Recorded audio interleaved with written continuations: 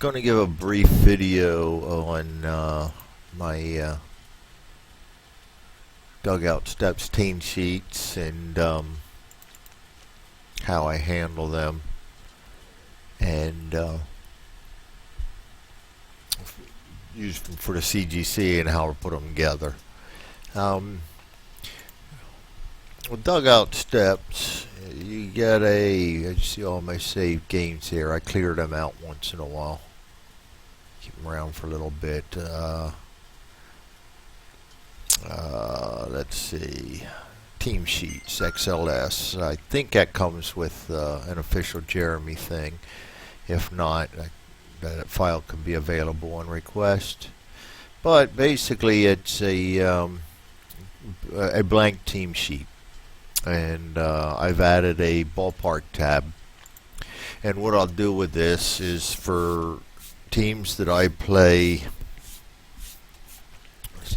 strictly on the computer, I will put all my active players over in this area and my inactive players over in this area, and we need to view that normal.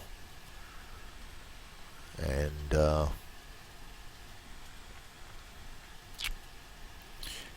actually, that looks better with the page layout. Anyway, something happened on the last Windows 10 update that looks like the configuration's a little strange now. But maybe not. Maybe. No, that's alright. There's the edge of the card. Anyway, off base again. You put your batters on the batters page. Put all your active players on the left-hand panels.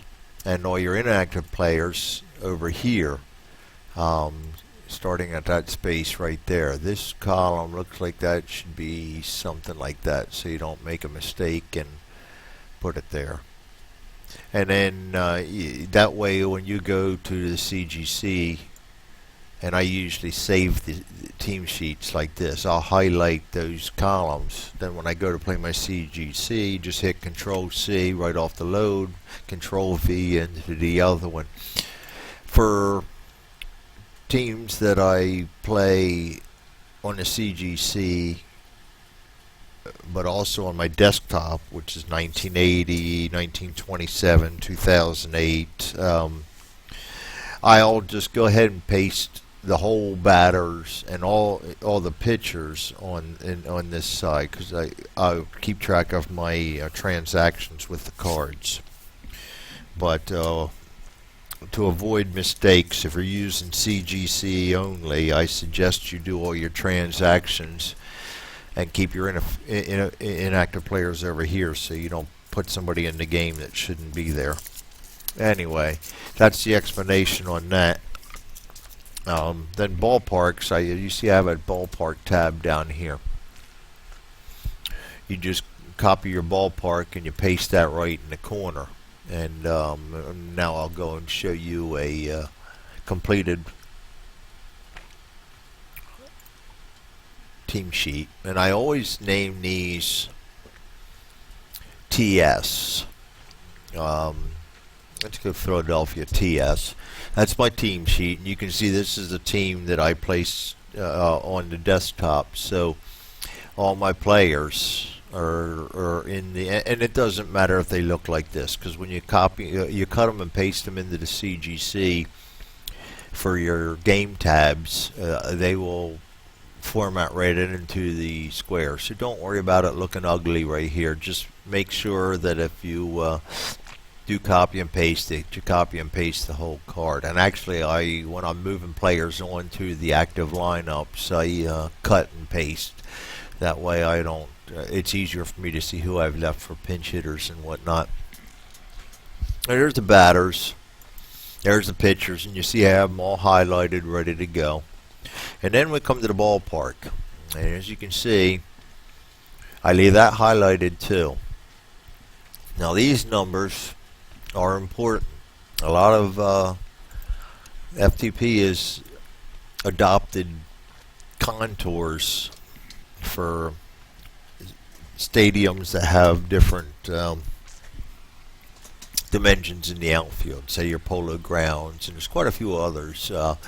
Even some of the ones that are still around today, I can't think of anything off the top of my head, but they'll be grayed off, and you'll have two numbers listed here. Well, that screws up my macros pretty good. So to avoid that, I went and put the numbers over here. So the threes are the same all the way across, sixes are the same all the way across, and the threes are the same all the way across. But they have to be there or it will not work. Okay. Now let me see if I can find a stadium that has different contours in it. 1980, I believe Fenway may have that. So let me go look at 1980. Let's look up Boston TS. And we'll go to the ballpark. Yes, that's exactly right. As you can see, a grayed out location here tells you that there is a odd dimension in the center field, and actually in this case it's just right of dead center. There's a different dimension, and in this case it would be the 8 that's in brackets. So as you can see over here, I have two 6s for these two slots, and then the 8 right here. If two of these were grayed out, you put the bracketed number wherever the gray out boxes are that correspond underneath. The rest of this will all transfer over when you copy it, but it's very important that when you create a ballpark tab and you put these numbers in from here, because they are essential to the macros. All right, so that's the team sheets.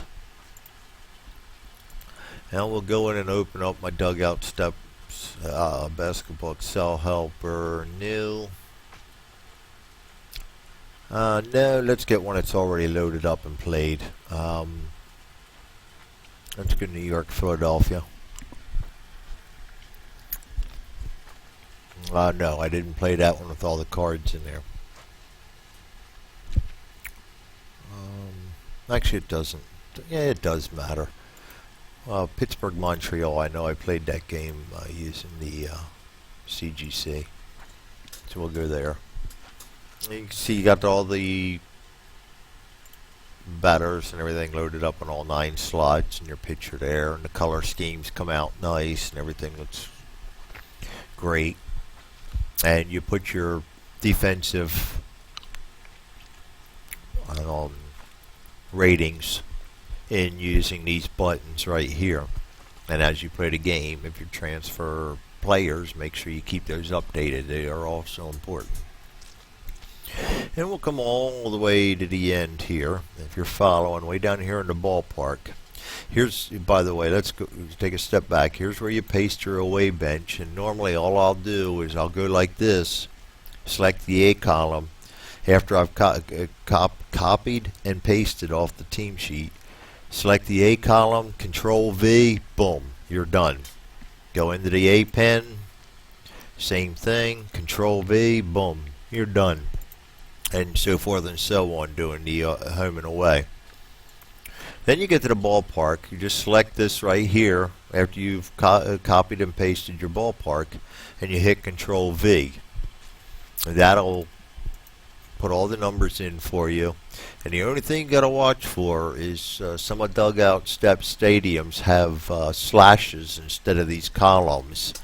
I do use a text to columns routine to get the foul territory into the game, so I can use that for my macros. So those have to be columns. So if you have stadiums that have slashes or anything besides a comma, make sure you convert those to commas, and that's pretty easy. You just go into home, hit find, select, go to replace, and then you'll put, say, a slash up. You'll put your slash, and then you'll put the column. Select the area that you want to replace those on. The only thing being is right here. I think you can go in and you don't have to play with it. I forget how I did them. Regardless, if you have to, you fix that back out when you're done. Anyway, replace all, boom, you're done. They all turn into commas then, and it'll work. So when you got your stadium loaded up like this, it'll be pasted in. You'll have your, say, your Yankee Stadium or whatever you're playing there. That's all you got to do. Click Fix Stadium. Now, Fix Stadium will roll your wind and everything. So you'll come over to this page, and it'll tell you what your wind for the game's going to be. In this case, very windy, clear skies, unless it's a dome, and it'll pick that up, and it'll tell you dome right here. Stade Olympique is retractable dome, so it can have wind and stuff. If that turns into rain, I do override that and make it a dome. They have that retractable roof. And it's not really necessary, but you can put the ball in the proper location for reference if you want a quick look back here and see what you're doing. And then you can go down here and grab your very windies and things like that, and clear skies, night or day. Make that look nice. But we'll venture on back to the ballpark real quick, and as you'll see, it'll transfer these down here and separate them out, and that's where my macros recognize the foul territory and the size of the stadium. And then also the wind and the rain will be translated down here. Well, that's done automatically for you when you click the Fix Stadium. It'll also take these numbers located right here.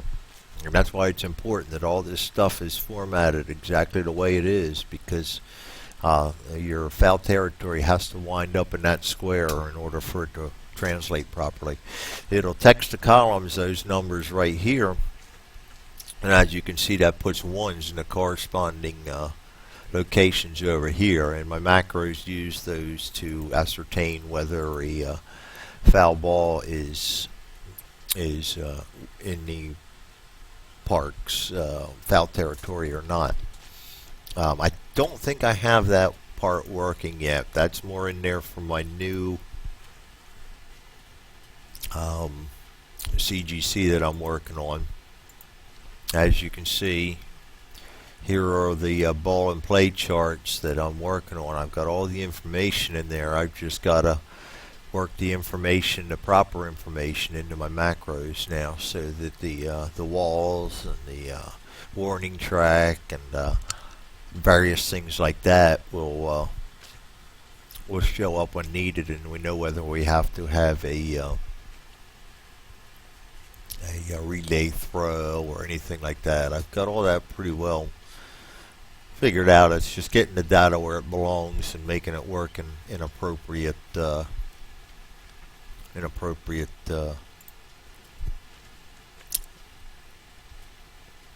macros and locations.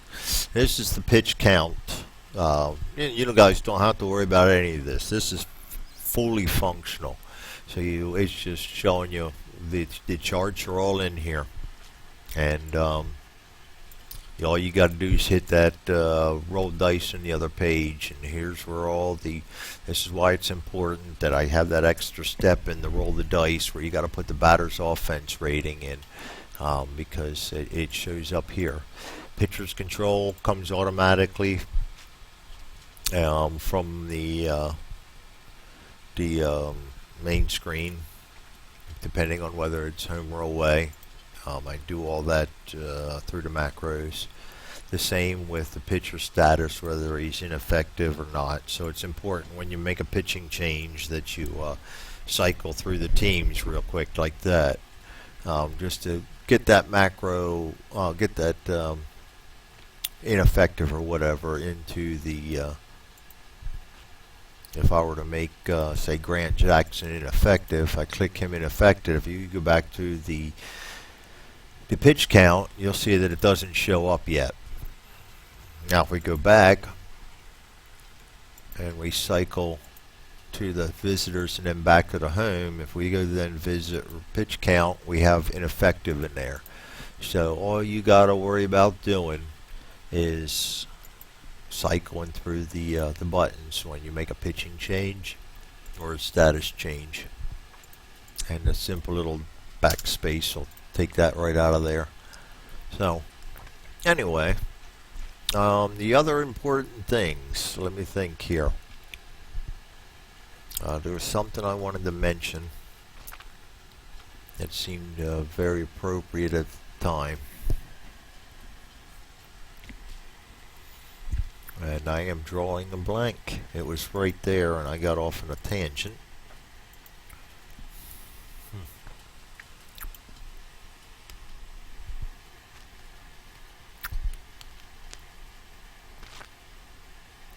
It'll come to me as soon as I stop the video, I'm sure.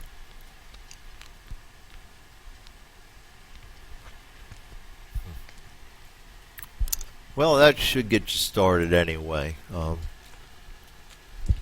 Just make sure that when you set up a team sheet, set the ballpark up properly, and everything else is just copying and pasting and having fun playing the game. The ones I know are not 100% right now, or hit the outs. No, hit the outs work 100%, except the ones to the pitchers. Not pitchers, infield. Infield hits don't work. You got to do them on your own. Out the hits. Again, PCs, I don't have that working. And the foul outs I don't have working. You'll have to do those on your own. Home run to fly balls. Most of it's right. It gets a little shaky if it takes it to the wall, and if the wind drives it foul. So if you see something that doesn't look right, it doesn't hurt to do the math on your own. Don't trust them as the word of God, because it's the word of Greg, and Greg is a mechanic who screws around with Excel. So I am in no shape or form perfect, and I'm still fine-tuning those, but they're pretty reliable. You can pretty well tell by looking at the numbers whether it should or shouldn't be. So if you get something that looks strange, just check the math with Jeremy's rules. And I think that's about it. This will tell you if there's hustle to first base, slow rollers, first base shovels to pitchers, hustle, slow rollers. It'll tell you all that. This one right here will tell you if you need to what the steal rate. This steal rate right here is has to be less than in order to attempt to steal, and if it is less than that, you can click on this and it'll do a throw over to first and the attempted steal. If you just want to try a pickoff attempt, you click on that PO right here, and that's automatic. The other thing for the pitch count, when you roll the dice and it asks for the batter's offense rate, that's what I was thinking of. That is this number right here. So that's the number you're going to put in when you roll the dice. In this case, Easler's a 4. Boom. You're doing that. Pitch count comes up. Automatic right here. Be a 1-0 count. -1 to here. So that would now be a 27. I mean a 20. It takes the pitcher's rate. Belay that. So if your pitcher had a 76 and Easler was a -11, that'd be a 65. That -1 will make that a 64. So you apply that against the 28. Remember, add or subtract this to your batter-pitcher interaction number. Don't add or subtract it to the dice. And I believe that's all. That's a pretty good rundown on my CGC. I have some videos up there. I am in by no way, shape, or form perfect. I'm forgetting things, I'm sure. Double play attempts on hit the outs. I know I forget them. I don't hit and run too much. I don't use the intentional walk too much. I don't use that hardly at all. I hate giving up them free bases. Um, the try for extra base, I don't try a whole lot. I don't check for collisions because I use real lineups, and I don't like. I should use that though because of the injuries and stuff that it could bring up to make your lineups interesting. So I'll start working that in, and I am also, for future reference, trying to put that into the CGC. One of these will show you a collision.